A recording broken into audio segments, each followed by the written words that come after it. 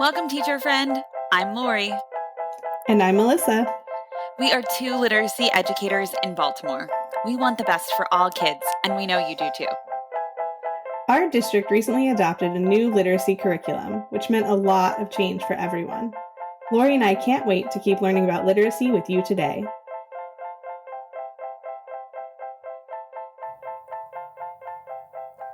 Hi, everyone. Welcome to Literacy Podcast. Melissa and Lori love literacy. We are thrilled to have a return guest today, but he also brought a partner with him. So we can't wait to talk about thinking reading with James and Diane Murphy. James and Diane, welcome to the podcast. Welcome, James and Diane. Thank you. Really nice to be here. Thank you.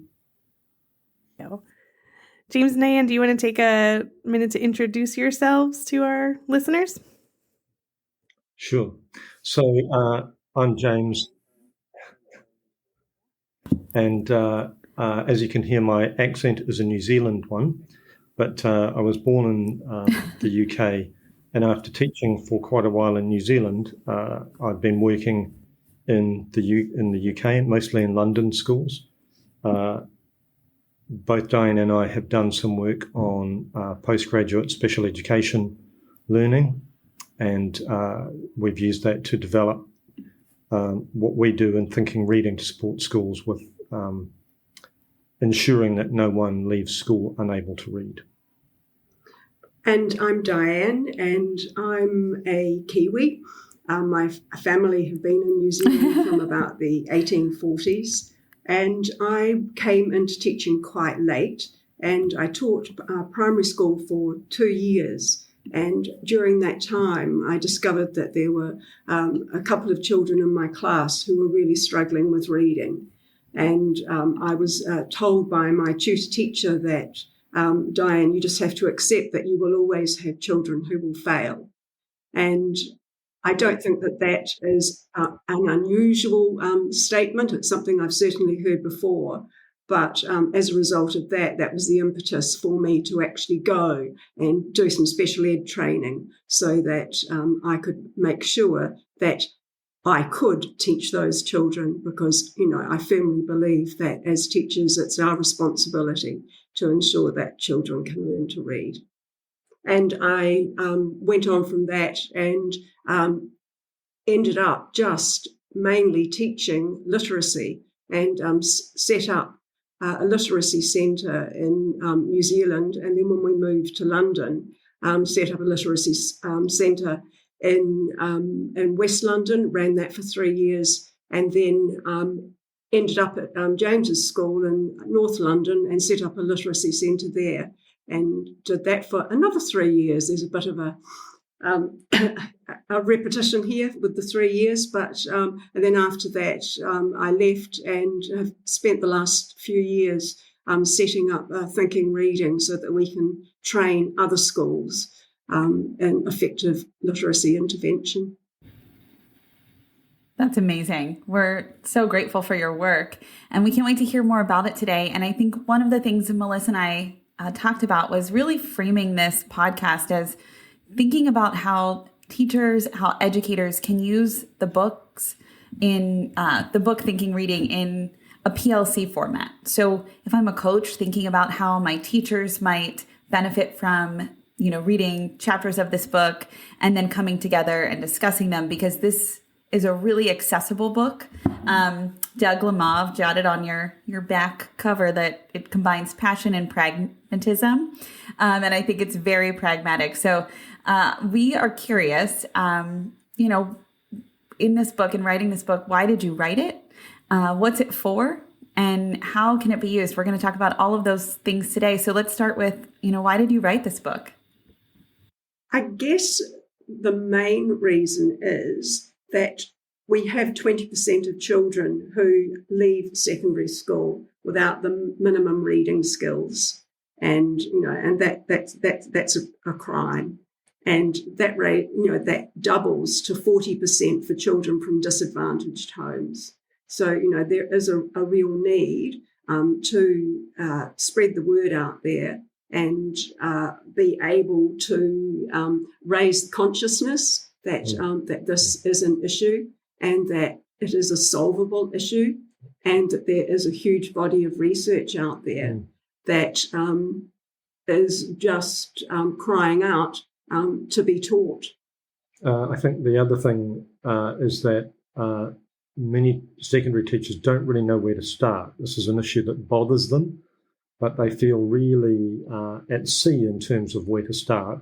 And we wanted to give people a framework to help them kind of navigate through the main points so that they've at least got an overview of what the issues are and what can be done about them. You alluded to professional learning earlier, and it's deliberately designed in 6 short chapters so that if you want to, you can focus on one chapter per session. It takes about half an hour to read each chapter, and that gives you another half an hour for discussion. Yeah, that's a great point.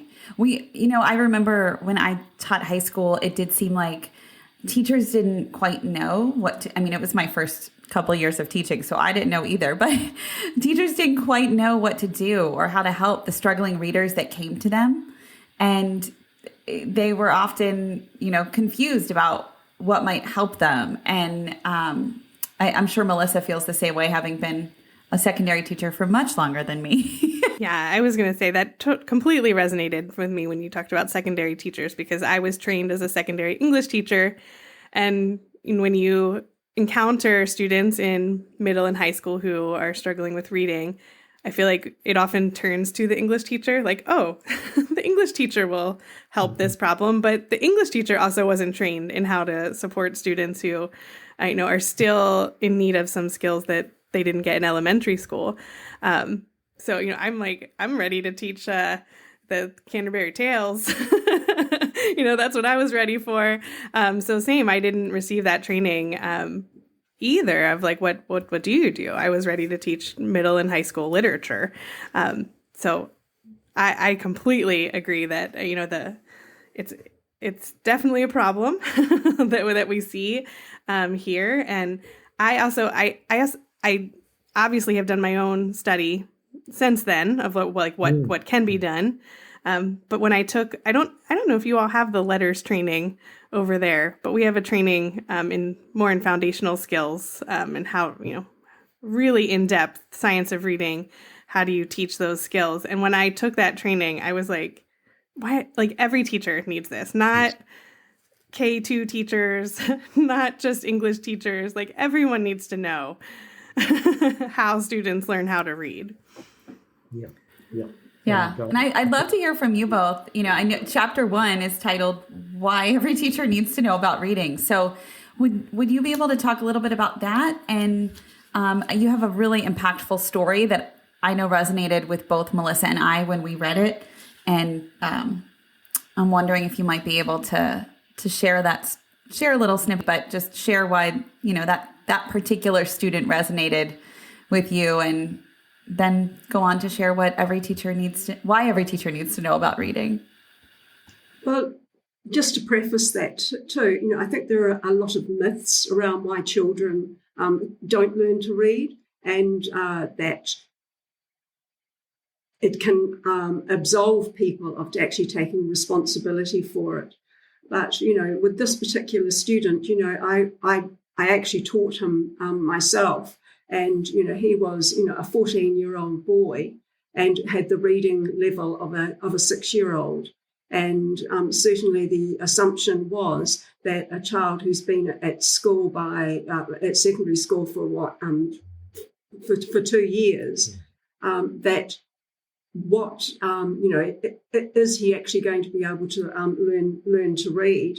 And, there must be something, neurological wrong with him or whatever. And, I remember bringing him in and, doing a baseline test. And, as you've said, he broke the mouse. But, that's so understandable. If you have been failing for so long and you're brought into a literacy centre to do some testing in an area where you have been failing for years, you are frustrated, you are angry. And, that was a situation that had to be handled very, very carefully. As I say, he was reading at a 6-year level, and you can imagine what reading material was available to teach somebody of that age, but with that reading level. And it's extremely difficult to find, a suitable reading material. And he was a very, very keen football player. So, that was a bit of a hook, really. And the only books that I had that were suitable at that age, there was one that featured, somebody playing football. And, so I actually sold it to him. I said, look, I know this is probably a bit young, but we need to start you with this, just to get you started. And then I showed him some books that were at a higher level and, once again, featuring football. And, so that was a way to, to hook him in. And, we'll talk about, effective intervention later. But, that initial hook in and, making sure that they have immediate success is so important. And I think that what Diane was saying about myths, and it's really kind of fortresses in our minds that lock out these possibilities. So we assume that the student is incapable of things instead of saying, how do we need to change the teaching? And the thinking reading program that Diane's developed is all about adjusting the teaching so that students who are struggling with this are successful from day one. And every time they see that they've made a gain, we make them aware of that. We support them with it. We reward them for it in terms of recognition, and just keep motivating them to keep on moving forward.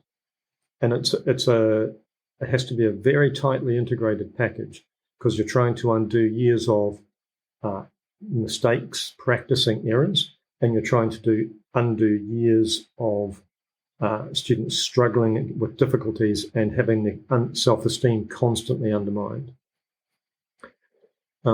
But beyond the actual process of intervention, there's also the wider way in which school systems work.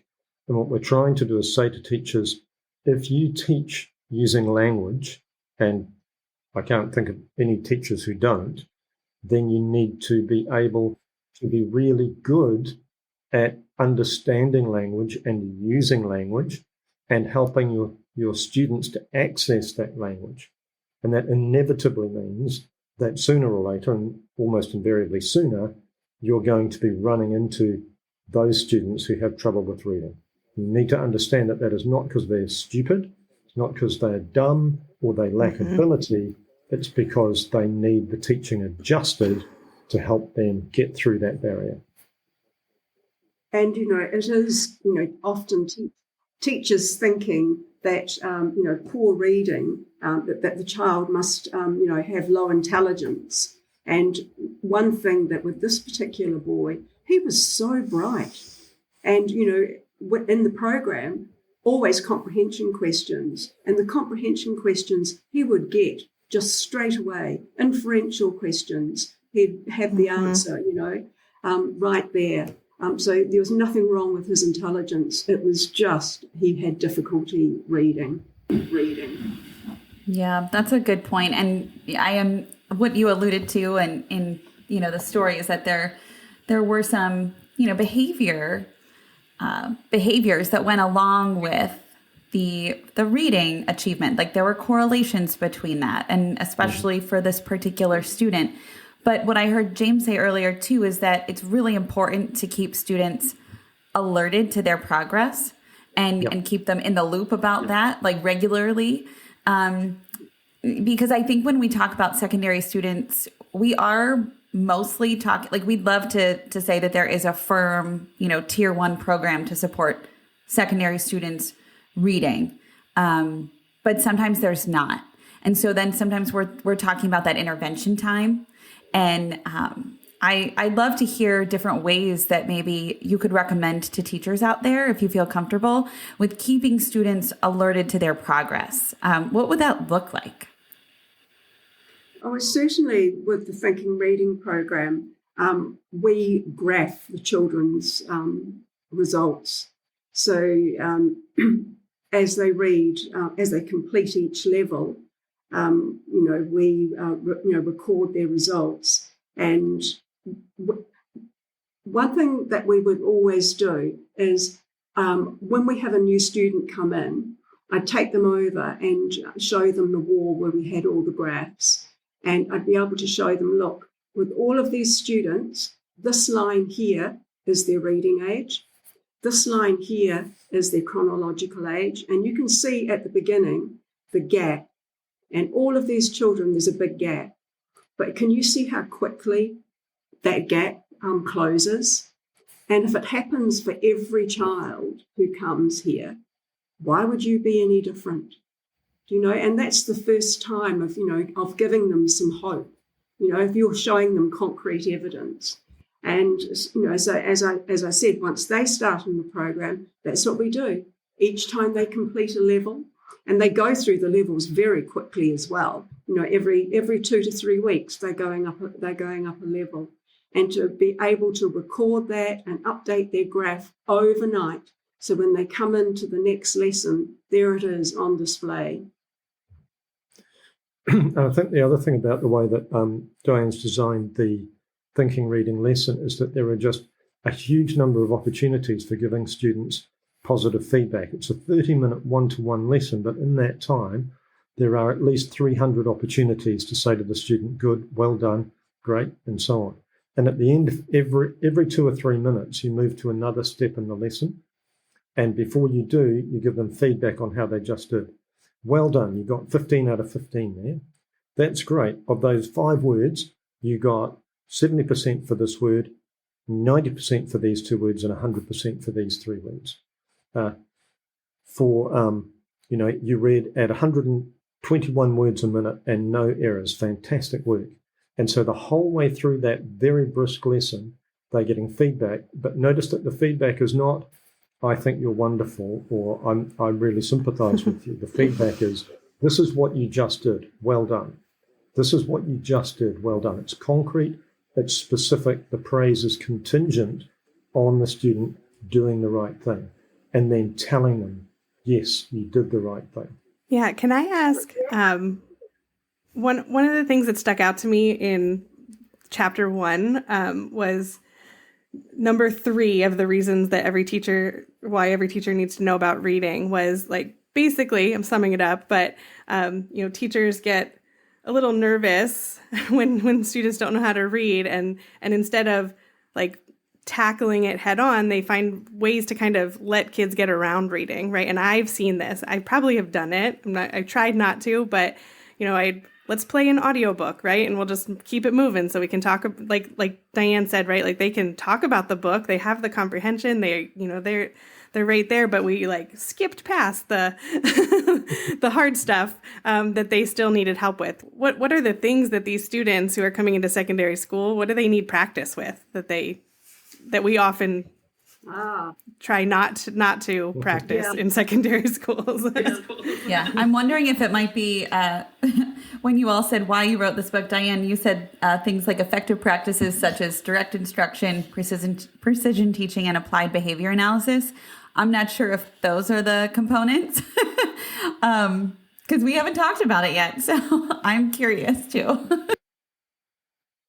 Yeah. Well, I think one thing that's really important is for children at secondary school who are reading 2 to 3 years behind their chronological age, that the issues can't really be addressed in the classroom situation. Each child comes with a different learning history. They have different gaps in their learning, and that is why it's really important to teach them one-on-one. And it's important that the children the whole cohort is assessed, because we don't want anybody to fall through the gaps. And because some children are very, very good at masking their a lack of reading skills. So, that's absolutely the first thing. When it comes to actual intervention, it's really important to actually to drill down and find out what the specific needs are for each individual child, because we don't want to waste any time teaching something that the student already knows. And that's what tends to happen in understandably, in a group intervention. Some children are going to be taught things that they already know. So one thing we're really hot on with Thinking Reading is we don't want children actually to be out of class for any longer than is absolutely necessary. So that's why we actually need to target the lesson so that we're only teaching them what they need to know. So we're very strong on assessment, doing survey level assessment, to make sure that we target the right children so that they're able to be allocated to the right intervention. Is it a problem with decoding? Is it a problem with comprehension? Is it a problem with both? And until you do thorough assessment, you can't know that. And then as far as what is going to be taught, all children will have some knowledge of phoneme, grapheme correspondences, but they will have gaps. And it's important that we know what those gaps are, so that's what we can target. And, and the other thing is, teaching them so that they're accurate 100% of the time, but then not just stopping there, but actually moving on and developing their fluency so that those, all of those skills are locked into their long-term memory so that they have automatic responses. And that fluency is incredibly important to students developing good comprehension, because for two reasons. One is they're chewing up cognitive resources on decoding if they're slow. So we've got to get them to the point of automaticity so you and I, when we're reading, we're seeing the ideas, not the words, by and large. We're not having to spend time figuring out what that word is. So Stanislas Dehaene, the French neuroscientist, his work suggests that fluent readers are able to decode words at 300 words a minute silently. And in 0.2 of a second, I've looked at the sequence of letters, related that to a sequence of sounds, related that to words in my word bank, related that to lexical aspects of memory, and then related that back into the context of what I'm reading. 0.2 of a second. That's what I mean by automaticity. It's going faster than conscious thought, which is why, for example, if you're on the subway and there are signs on the wall, or you're a child reading a breakfast packet, you're reading before you know you've read, and advertisers rely on that very thing. Now, if you're a slow reader and you're having to devote 5 times more cognitive resources to working out the word so that you can read it in a word a second, that's a huge chunk of resource that's no longer available to process meaning and comprehension. So getting students up to fluency is really important, and then getting them to apply that to reading connected prose so that they actually then put all those practice skills to work. I think you talk about the 2 parts of the lesson as being a bit like a music lesson, don't you? Yeah, absolutely. So, the first part is equivalent to learning scales. So, when a child has a music lesson, they're not just playing pieces all the time. They've got to master their scales first.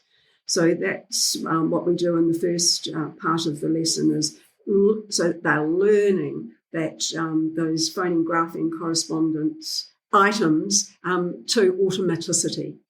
Yeah. And then in the second part of the lesson, it's like playing a piece. Yeah, and that's when they can use those skills to read a piece that is, graded according to their level. So that's where they're practicing that automaticity. Oh, yeah. Sorry. That's where they're practicing, right? That automaticity. Generalizing it, generalizing it to connected prose. Yeah, I know. Yeah. I'm not much of a musician, but that really sticks. Of like, when I did take music lessons, there is a difference though between when you're just like starting to practice and knowing what each note is, and versus when you like you've memorized the song and you can just kind of play it by feeling it. I don't think I've ever reached that point in music. but I do know what that feels like when reading. What strikes me about that analogy too is how I remember how excited, and again, I was no musician, same Melissa, but I remember being a kid and being very excited to, learn learn the scales, right? And become a little bit more automatic with them. But the real thrilling part was when you got to play the piece and you got to practice and you got to hear yourself doing something that you worked at and putting it all together. And so I imagine that that's giving students a big boost as they're, if they never get to the part where they practice and feel that confidence, like that to me is what's striking, especially about secondary readers. I mean, all readers, but about secondary readers. And taking that back to your book, the 5 strands of reading, we talk about them a lot on this podcast: phonemic awareness, phonics, fluency, vocabulary, and comprehension. But, you all had made instructional recommendations for older readers that slightly differ from those, and, kind of put them into 5 general areas: word study, fluency, vocabulary, comprehension, and motivation. So I'd love to hear a little bit more about that, because that's very intriguing to me. I think that motivation part is coming from where students are playing the piece. And maybe I might be making too many inferences here, but I'd love to hear your thoughts on those. No, let's talk about the beginning of the lesson and also why you've put the article, the reading at the end. Yeah.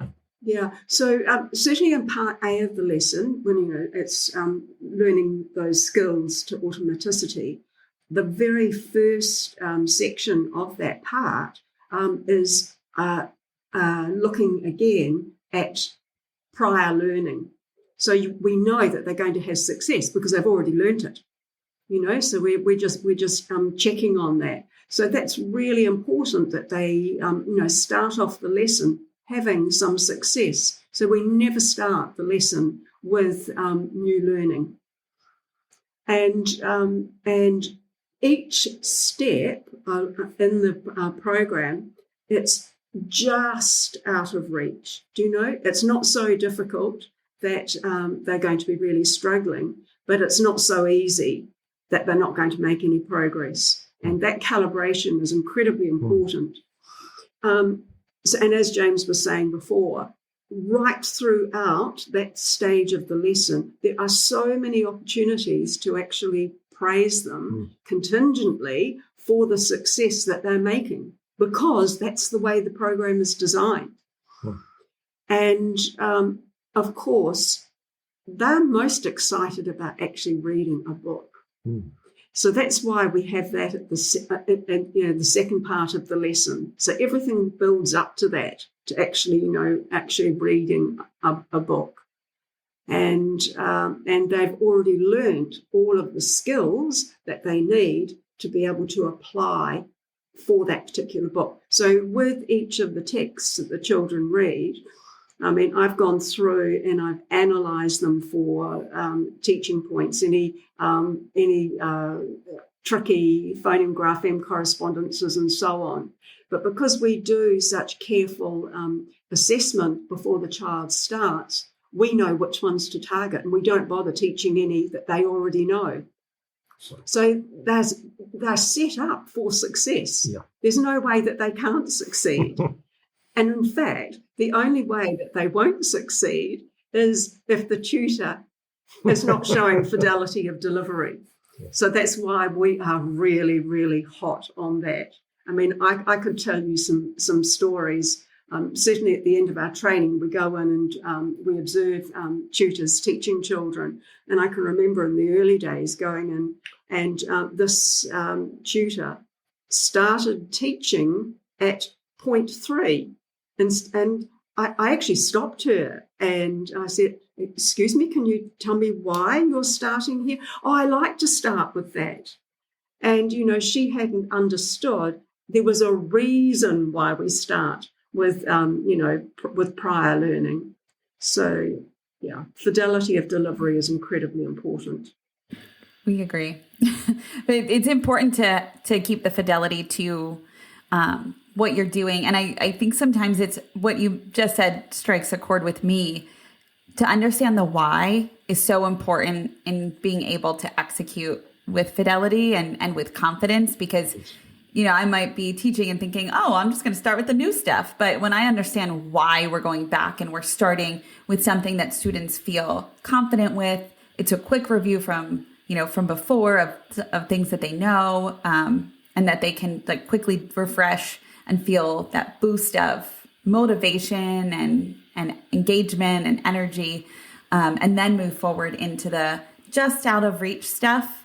You know, that feels really good. And that's something also that when I was a coach, I often had to remind myself of, just like you did, Diane, like, you know, here's the why behind why we're doing it in this way. And here's why it's important to stay with the fidelity of what's happening in this intervention space or in this lesson space. I have a quick question about the motivation. I'm wondering if we could dig in a little more to the motivation, because some things I hear a lot with secondary students are, especially when they need some remediation, is one that, well, they'll think that's just like babyish, right? Or that's what, you know, they won't take to this because they feel like they should have learned it, right? And so I'm not motivated to want to do this with you because this is what I should have learned in first grade, but now here I am in 8th grade. I don't want to do that again because I should have done that when I was young. So there's that sense. And then I also hear teachers who say, you know, if you just find the right book for them, that's all they need, right? If you just got to find that right book, and then all the pieces will just fall in place. and I hear a little bit of, you know, Diane talking about that, right? Like you had to get in the door with the soccer or football. I had switched it to soccer in my head. You know, you had to get in the door there, but I don't know that that's the whole answer either.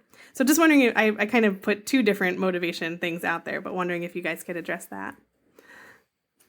Yeah, so I agree with you.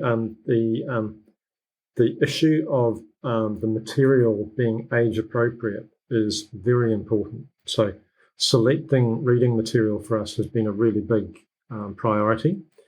And it's really important that children are presented with material that is age appropriate in terms of subject matter and the kind of the story arc and the characters that they see reflected in there and so on.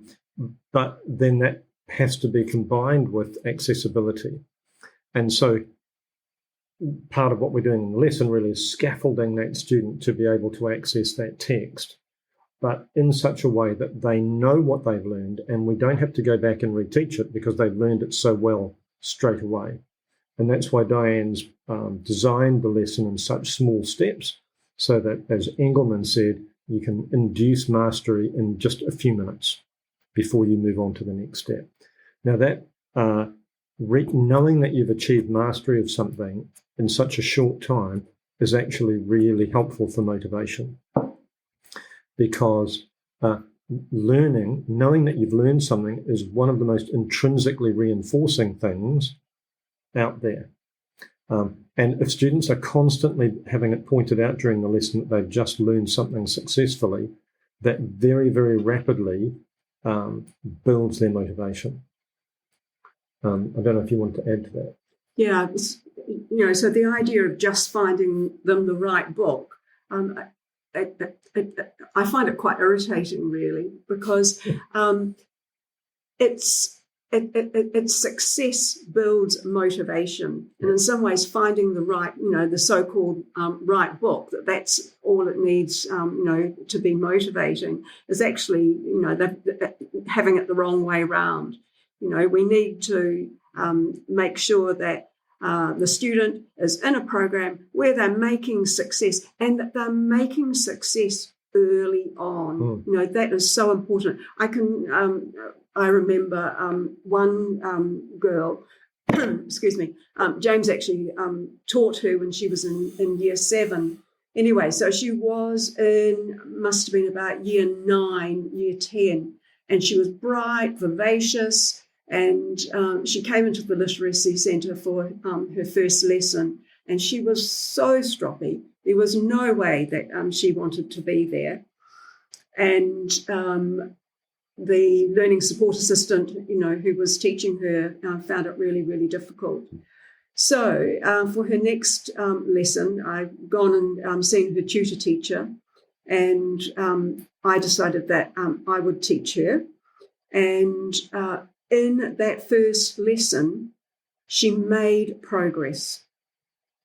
Nothing to do with my teaching, it's just the design of the program. It's designed for success. And, high school students, they're not stupid. They know when they're in a program that's wasting their time. They know when they're making progress. And, by the end of that lesson, this girl, she had bought in. And it wasn't very long before, I don't know whether you have the same thing in the States, but, we have, for some children, they call it a reader-writer. So if they're having exams, they will have, somebody who will, read the text for them and write down their answers. And, I can remember this girl saying, they say that I need a reader-writer. I'm going to show them. And she did. It didn't take her very long at all before she was reading at her chronological age. And another thing that we would get them, the children to do once they were reading at their chronological age, we'd have a photo, print out their graph in gold paper, as in, celebrating, really important, and ask them about what it meant doing the program. And I can remember her saying, I now feel confident to read aloud in class. Now, if you'd met this girl, you would never have thought that she had any problem with confidence. But it was bravado. It was bravado, Yeah. If I could add to that little anecdote, actually, one of the things that happened afterwards was more than one teacher, 2 or 3 teachers, came back and said, what have you done with, this young woman? She's so different. And you could actually see it in the photos. I knew what she was like because I'd been her teacher. And she was quite truculent. And she became much more relaxed, wasn't she? She had a certain elegance about her. She was friendly. She was engaging. And one of the teachers said she's always volunteering to read in class. And I think that kind of brings it back. There has to be a bridge between what we do in the intervention and what happens in the classroom. Teachers need to understand the journey that child has been on and what they've achieved. So communicating back to those teachers, this child has made 5 years progress in their reading. Now, in your class, what you need to know is, keep building their knowledge, keep working on their comprehension skills. They can decode that stuff now, but you've got to scaffold them into the knowledge because that's what they don't have. They've missed out on that, and you're the subject teacher. You need to do that bit. I also think it's really important in an intervention to celebrate success and not just within, the literacy centre, but in the wider school. So I always had an open door policy, and that, any teacher of one of the students who was being taught in the literacy centre, any teacher could come in at any time and watch a lesson.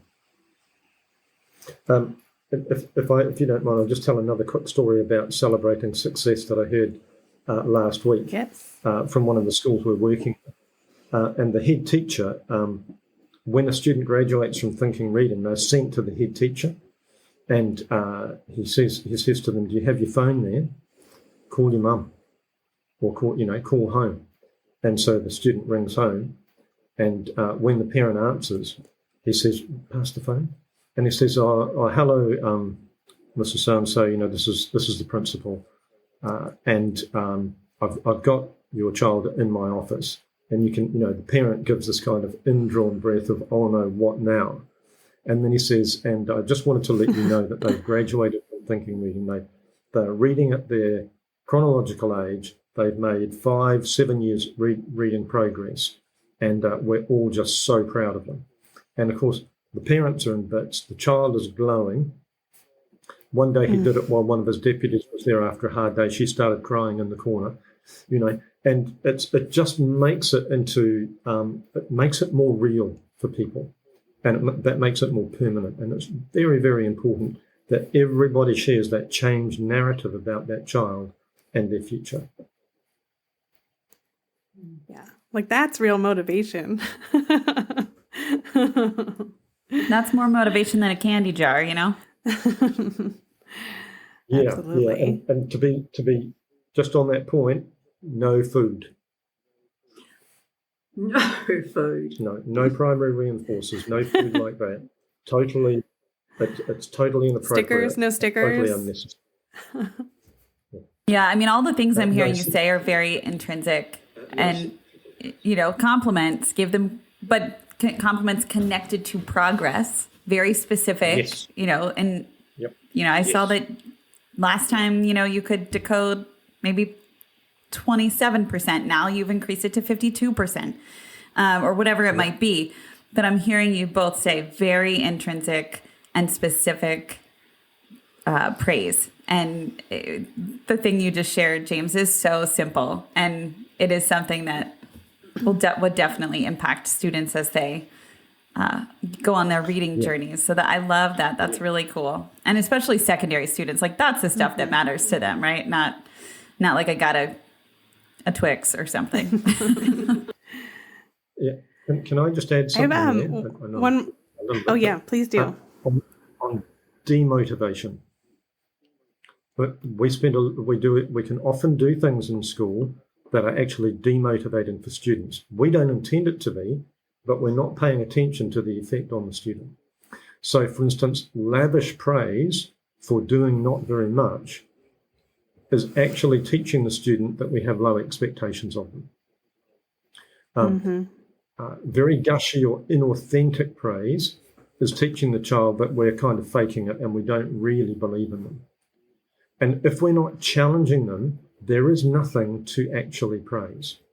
That they need to be set an achievable challenge, and the praise comes when they've attempted it, at least attempted it seriously. They don't have to succeed first time, but they have to give it a serious attempt, and that's when the praise comes. Not just, so well done that you've come here and sat down and you're being nice to me. None of that is really worth praising. Those are just very basic expectations. So we often do things that are demotivating for students. That's aside from the things like setting them inappropriately easy or inappropriately difficult work, which is obviously going to be demotivating, or humiliating them or embarrassing them in front of the class. I'm assuming that our listeners are already keenly aware of those kinds of practices being totally inappropriate. And the other thing too that is really important not to do is not to preface an activity in a lesson by saying, I know you find this really difficult, or because of your dyslexia or whatever. So do you know? Because everything is achievable in the lesson. There is absolutely no reason to allude to any difficulty. No.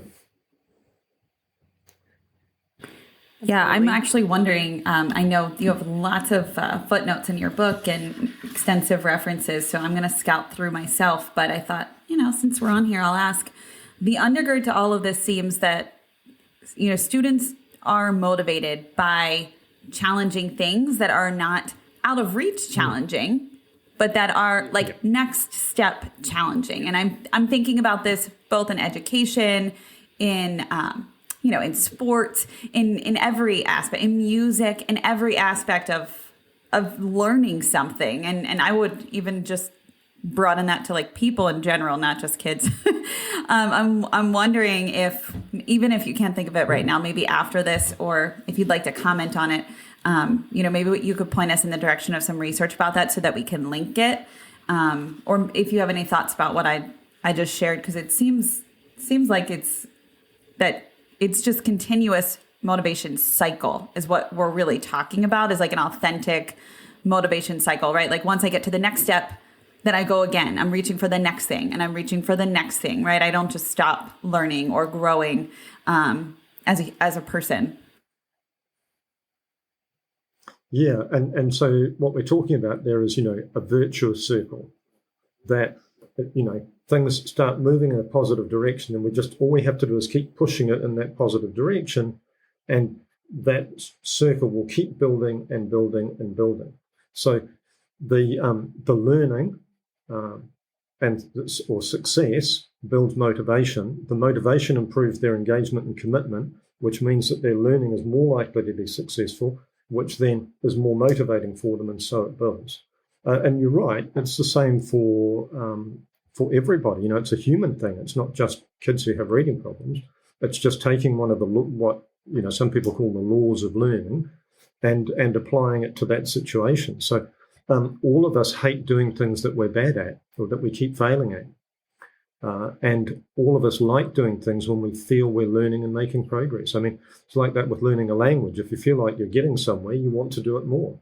If you feel like that was embarrassing or humiliating, you do it less. I speak as someone who sometimes does the latter. But, sorry, in terms of research, I think that a really simple place to start is look at the work of Siegfried Engelmann. And a really accessible book about that is called Clear Teaching by Shepard Barbash. It was printed in 2012. And it's just a really nice summary of Engelmann's work. There are a couple of fantastic interviews with him on the Children of the Code website.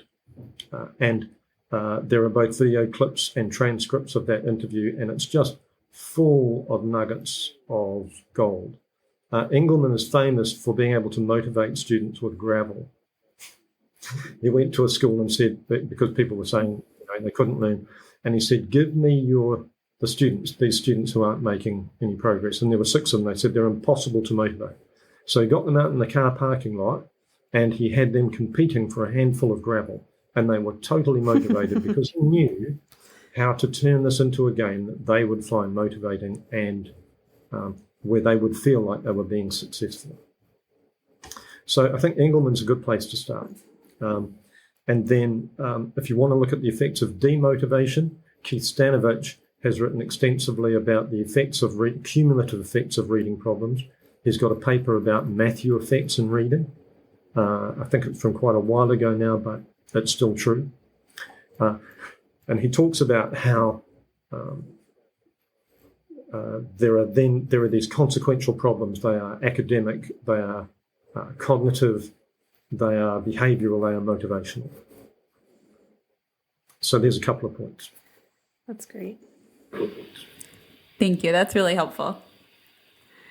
Before we run out of time, I want to ask this question before we don't have time for you guys, because I know that filling in those gaps of the phonics, decoding, even fluency can be really quick, and those are, I think, where the motivation comes quickly. But you just mentioned the Matthew effect, and you mentioned this earlier, but for those students who, for all these years, maybe weren't getting the vocabulary and the background knowledge because they were struggling readers, so they weren't reading as much because it wasn't something that they liked to do. What do you have any tips for teachers or parents or anyone for how do you also help in that realm of, if you're behind with vocabulary and comprehension? Those are things that, my 3-year-old I'm working on now, right? Building his knowledge of the world and building his vocabulary that will help him when he gets to school one day. So how do you help older students who might be behind in those areas? Okay, well, I'll comment on with an intervention, but James is the experienced English teacher, so he's best placed to comment within the classroom. But I think it's important for students in intervention that the reading material that they're given is able to develop their background knowledge, develop their vocabulary. So that's choosing, quality material. And you use a mixture of fiction and non-fiction, don't you? Absolutely, fiction and non-fiction, yeah. So that students are regularly learning stuff, but they're also being required to make inferences, and they're constantly being confronted with unfamiliar vocabulary. Not so much they can't deal with it, but enough to get them confident And also you give them really explicit word study, don't Yeah, you? definitely word study. Yeah. Yeah. So actually working out. And I think that's how another word- reason. Yeah, I was just going to say, I think that's another reason not to just go with books that are super motivating, right? Because if the student only wants to read about football, you're very limited in the vocabulary and the knowledge that they'll be building. Yeah. And while I think it's important that children do choose what they read to a certain extent, as teachers, we actually do need to be in control of that, and we need to take them out of their comfort zone. So, some choice, but we step in and maybe give them a selection. You have to choose between, one of these. Yeah. And I think on the wider issue of building vocabulary and background knowledge or cultural capital, when we work with schools, we always work with them on a whole school strategy that extends into the classroom. It's not just about the intervention. So that when students move out of the intervention, classroom practices already support challenging reading material in every lesson, really efficient ways to teach vocabulary so you can teach a lot of it quickly, and giving them challenging reading material with appropriate scaffolding. So, what happens in the classroom has to harmonise with what happens in an intervention. You can't just do one or the other. So it might be linking back to that virtuous cycle or virtuous circle you mentioned earlier. Yeah, that's really smart. Well, we're coming to a close, and I'm not sure that we have time to do a piece of advice. Do you have another moment to share? I don't want to take up too much of your time. Or are you on to your next venture? As far as advice, the one thing that I would say that each school needs to have a systematic screening program. Yep. Absolutely critical. That referrals should not be made just, by teachers, but it's in response to systematic screening. Yeah. And I would just add, leaders are the ones who most need to be boned up about this stuff. It keeps being devolved to people lower down. Leaders need to take responsibility for getting this sorted out because it's so crucial to student success. Mm. Absolutely. These children. Yeah. We couldn't agree need more. The best teachers, the most experienced teachers. Mm-hmm. Yeah. Yeah, that's a good point too. We know that doesn't often, so not often, sometimes that doesn't happen. So that's a great point to make too. Absolutely. And we need to make sure those teachers have the best materials in their hands, the right assessments, the right training, everything that you guys have been talking about. So thank you all so much for chatting about your book today. We appreciate it. Such an important topic, and one that I know Lori and I both are passionate about, with having taught in secondary schools. Yeah. And I'm wondering, I know that the book is being re-released with, or maybe it has been already, with a new cover. Yes. When is that going to happen, or when did that happen? We have the old cover, which is also lovely. I think it has happened. Yeah. If you, on Amazon, It has happened. It has Okay. the new cover. Yeah. Mm. So, Good. So we will link that. And again, the book is Thinking Reading, What Every Secondary Teacher Needs to Know About Reading. But I would almost say, I think this is great for any teacher. Even Agreed. parents who are wondering, you have an older student, you're wondering, what do I do? How do I help? This is like a great additional, knowledge building piece for you. Yeah, and easy to read and access, so it's not overwhelming, which is always appreciated. bite-sized chunks. That's Thank the you aim. both so much for giving us your time. And thank you for having us on. Yeah. Thank you for having us. Absolutely. Lovely to talk to you again. Thanks for listening, literacy lovers. We release a new podcast episode every Friday and share more resources in a newsletter on Tuesday. Sign up for our newsletter at literacypodcast.com.